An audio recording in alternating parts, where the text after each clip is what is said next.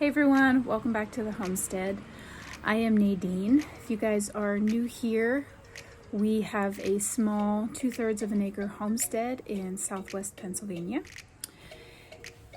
And it has been a whirlwind of a year. I've actually been debating on whether or not I wanted to share this with you guys or not, but I promised myself that I would share the good, the bad, the ugly, the ups, the downs, and all of that. And so in keeping to my promise to myself, I'm coming on here and sharing some information with you guys that we've been dealing with this year. So if you guys are new here, back in April of this year, 2024, we had a massive flood come through our area. We had 6 feet of water in our basement, and it was knee-high in our garage. Our garage is a detached garage, probably about 30 feet back from our house, and it was knee-high in our garage. I did a whole video of it. I'll leave it up one of these corners for you guys to watch if you want to see kind of the aftermath of the flood that we had. So that was back in April. Then we had to deal with that in April. And then shortly after that, we got some zoning violations in the mail. And we found out that someone had turned us in after the flood. So we've been dealing with that since May of this year. It is now September 25th. You guys will probably see this tomorrow because I'll need to edit it and whatnot. But so we've been dealing with this on and off since May. The original citations that we got were for inside furniture being stored outside, multiple vehicles on the property with flat tires and out of inspection, and for chickens and pigs being on the property. Now, mind you, the first two kind of took us by surprise because we don't have multiple vehicles on the property that had flat tires or out of inspection. All of our vehicles are up to date, insured, inspected, and don't have any flat tires. So that one kind of threw us for a loop. And the inside furniture being stored outside, we just had a massive flood. So 6 feet of water in our basement, everything had to come out of the basement. Mind you, we didn't just toss it on the front yard. We did have it neatly stacked along the side of the house to get it cleaned up. We had an inch of mud in the basement that we had to clean out. So my husband called the day that we got the citations to ask them, because by that time, all of that had been cleaned up and put away. And so we were just kind of confused as to what was going on. And so we called, and they dropped the 2 citations. The inside furniture being stored outside was because we had our water tank sitting behind our house where nobody could see it, because we had to replace our water tank, and my husband hadn't gotten it to the scrapyard yet. And the vehicle one, they just dropped altogether because it didn't make any sense, because all of our vehicles, like I said before, they're up to date, they're inspected, they're insured, no flat tires, perfectly operational. So they just dropped that one. Now, concerning the chickens and pigs, they said that all we had to do was go through a permit application process. And I was like, okay, great. Let's go ahead. We'll get permits done, whatever we need to do to make this right on our end. We're more than happy to do that. Go ahead and send me whatever information that you need me to fill out. I'm happy to do that. So they emailed me the information, and the information was for land development and rezoning of the property.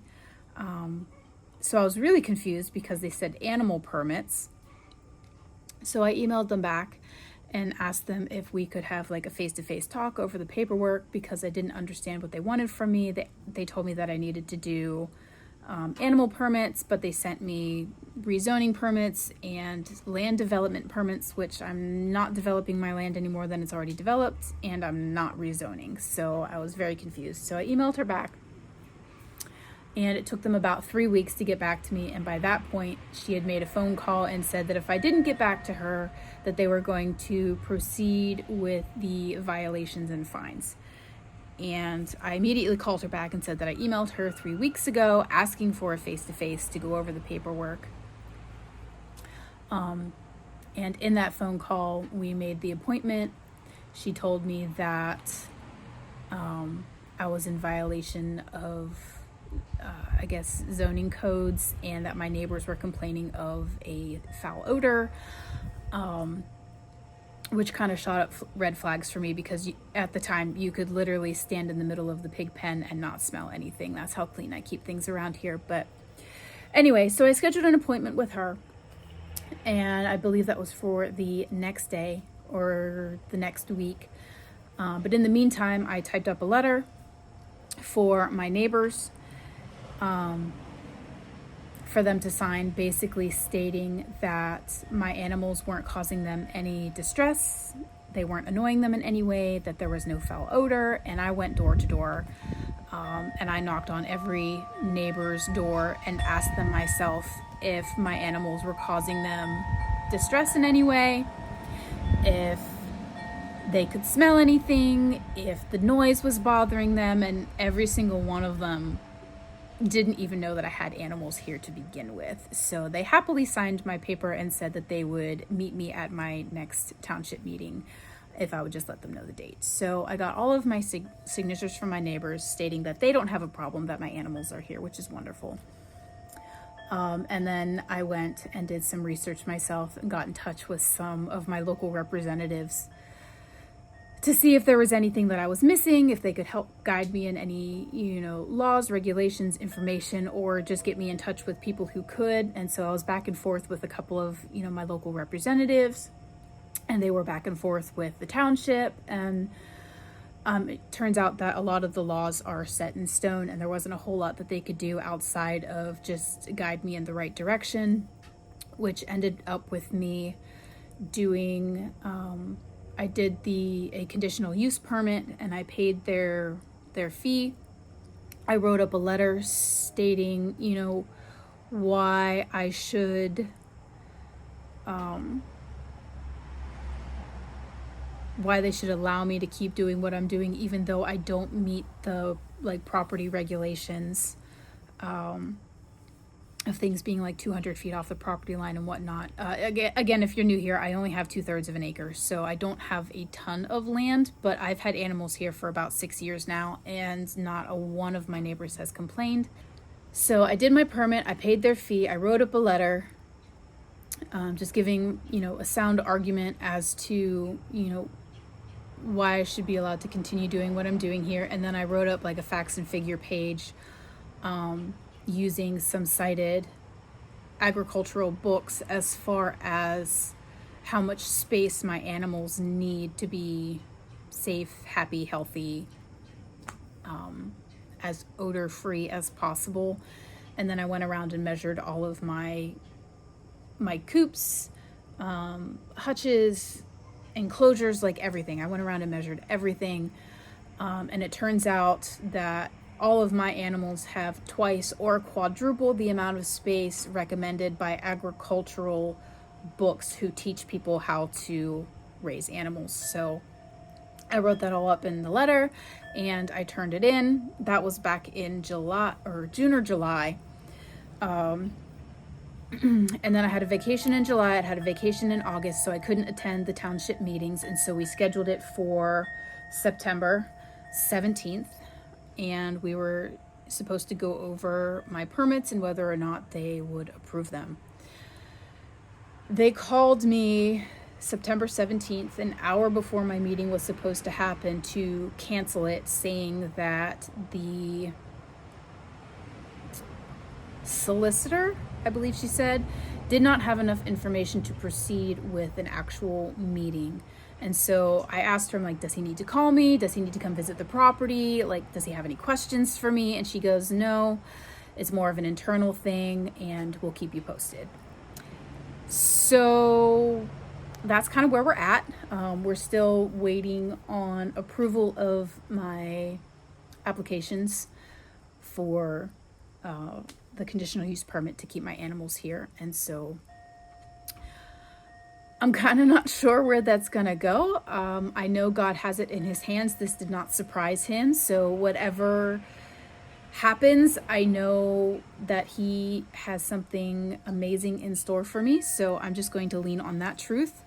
And I've been really blessed that I've been able to keep all of my animals in the meantime. They haven't made me rehome anybody or relocate anyone. I did, however, have the pigs sent off to process. So the Kuni Berkshire mixes that I showed you in that flood video, I really didn't get a chance to kind of introduce you guys or really show you how we took care of them. But maybe I can do like a sit down, like live Q&A for the pigs for you guys and kind of go over how we raised them, what we fed them, and maybe kind of do something like that. But I did have those sent off to the butcher and they are now in our freezer, so the pigs are gone. We do still have Willie, the Juliana potbelly. But yeah, so I've been really blessed to be able to keep all of my animals in the meantime. And so now it's just kind of a waiting game. So I just wanted to give you guys an update on kind of what has been going on here, what we've been dealing with. Like I said, it's been a lot of just back and forth, and I kind of feel like they don't know what to do with me because I didn't just roll over and get rid of my animals. This is how I feed my family. I'm not giving it up without a fight. So yeah, here we are. I do have some good news in the mix of all of this. Literally the day before we got our citations in the mail, I brought home some new animals on the homestead, and I was so excited to introduce them to you, but life threw me a curveball the day afterwards, and I have been kind of in organized chaos since then. We've been making sure that everything is cleaned up and organized around here so that the township doesn't have anything else to say. We got rid of, I think, 3 truckloads of scrap metal. We got rid of bags and bags of garbage. We burned all of the scrap wood that wasn't usable, and just really like buttoned up around here. And since then it's looked amazing. My feed room has never been cleaner. My coops and barn are immaculate. But I do have some new faces that I would really love to introduce you guys to today. They've been here since, I believe, April is when we brought them home, or May. I'll have to find the actual date, but it's been, like I said, probably May, since we got the citations in May. So probably May we brought them home. But I would really love to introduce you guys. So let me take you back to the barn.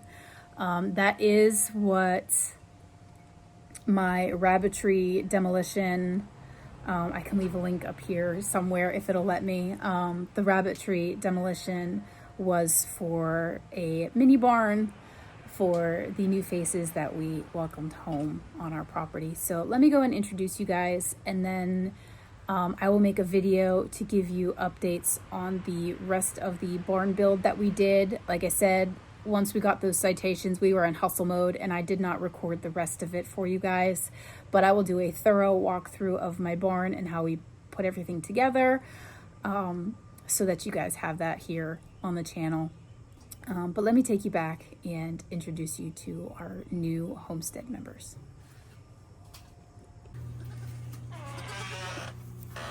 Come on, girls.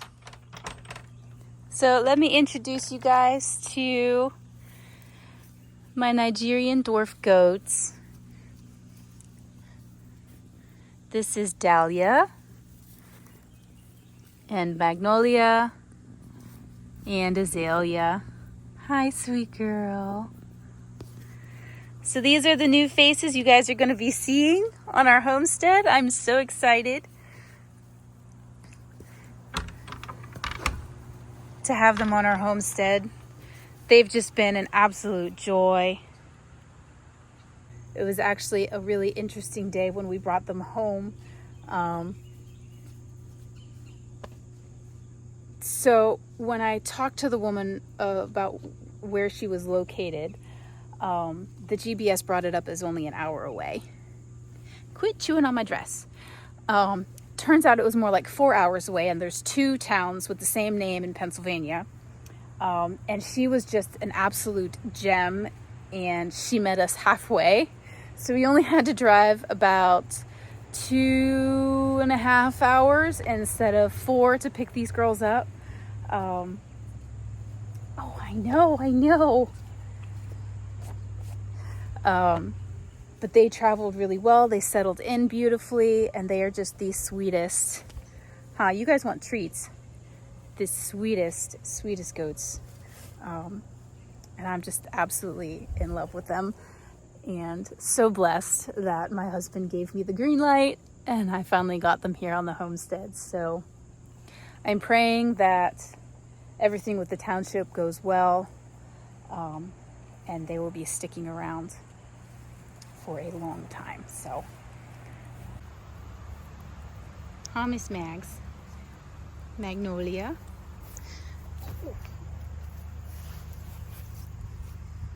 Hi, Azalea. You can't.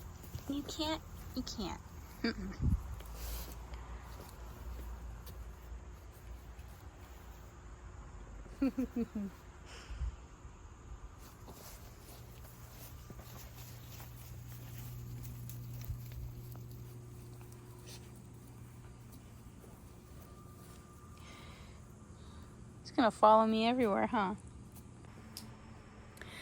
So hopefully over the coming months and years, I will have lots of goatee content to add to the channel. I'm really, really excited to have them here. They've been an absolute joy to have, and they're just perfect. I couldn't be happier with the 3 that I picked out and brought home. They really are just an absolute treat to have here, and I'm just feel abundantly blessed to have everything that I have here, and everything that I've been able to learn over the last couple years, and everything that I've been able to share with you guys along the way has just been an absolute blessing, and I'm just so thankful for all of it. But yeah, like I said before, I am going to do a thorough barn tour for you guys, because I did not have the time or the brain or emotional capacity to record anything that I did after the 2 videos that I posted. So I apologize for not having, the detailed build videos done for you guys, but I will do a thorough walkthrough of the barn and how we did everything, and so that will be coming up very, very soon. And then there are things that I haven't finished with the barn yet that you will be seeing. So those DIY videos will be coming up. I will make sure to record all of those for you guys. And of course, all of the new goatee content as well. So yeah, this is my big update. This is what we've been dealing with this year. It's why you haven't seen me for most of the summer. It's just been a little chaotic, and I was just prioritizing the issue at hand. But I do intend to continue making videos for you guys and sharing this homestead journey with y'all, because it's an absolute blessing that I get to do this for my family, and that I get to share it with you guys. So I'm going to wrap it up here. That's about it for this video. If you guys have any questions, concerns, go ahead and leave them in the comments below. I love hearing from you guys, and I look forward to all of the wonderful things that I get to share with you guys in the future. So thank you guys so much for watching, for joining me on this homestead journey, and remember to grow where you're planted.